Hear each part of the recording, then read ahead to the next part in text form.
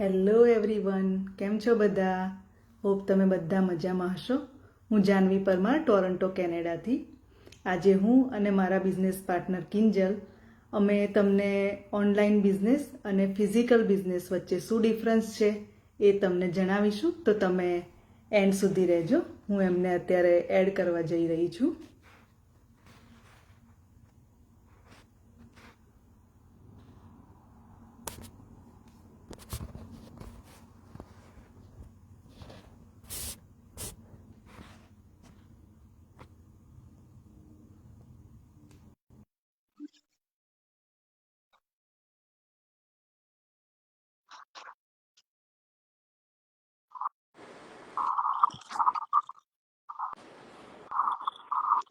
હાય કિંજલ.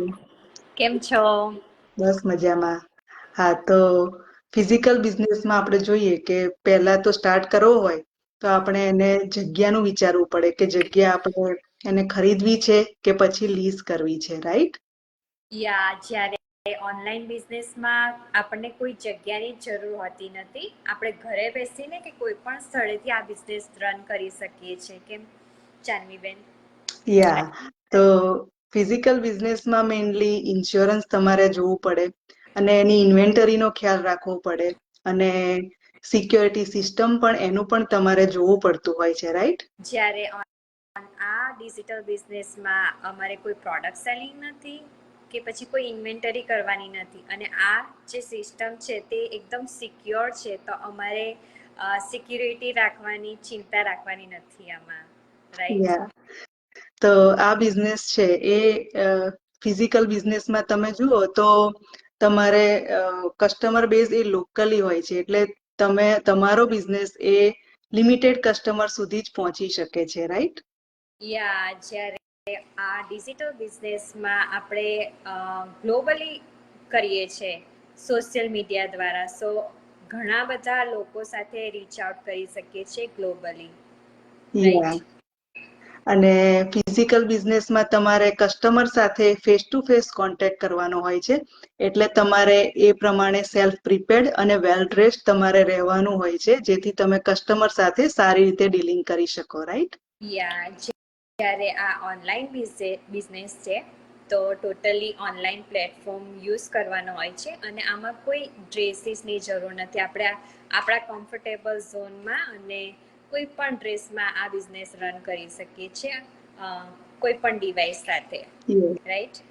યા તો ફિઝિકલ બિઝનેસમાં તમે જો તો એમ્પ્લોય તમે રાખો તો એમ્પ્લોયના સેલરીનું તમારે જોવાનું હોય છે, એનું શિફ્ટનું તમારે સેટિંગ કરવાનું, અને એમાંથી પણ જો કોઈ એમ્પ્લોય ના આવે કે છોડીને જાય તો બધો વર્કલોડ એ તમારા ઉપર આવી જતો હોય છે, અને આ બધું જ કર્યા છતાં પણ તમારે ત્યાં ફિઝિકલી તો પ્રેઝન્ટ રહેવું જ પડતું હોય છે, રાઈટ?